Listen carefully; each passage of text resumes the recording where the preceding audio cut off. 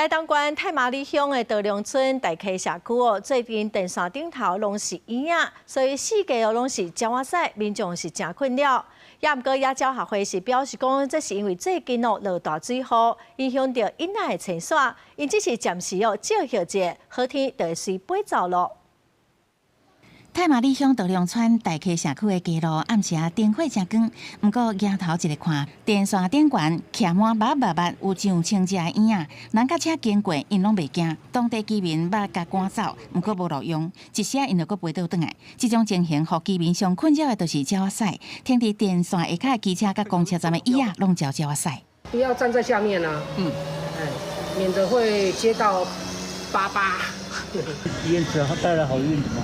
当地居民是讲，这种情形为顶礼拜大水雨期间就发生啊。台东县野鸟学会表示，这种婴仔是热天的大鸟，即马当是因往南飞迁徙过冬的时阵，不过飞行途中拄到南部甲东南部小连续大水雨，阻挡因的迁徙。大溪社区拄好雨停，而且暗时还有灯光，啥通拖会飞来，因早方便找食，因就会暂时停留。那么它天气好的话，它就一路往下往南半球走。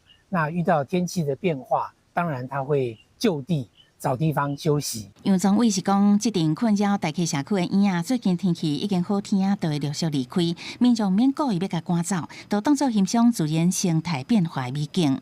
记者采访报道。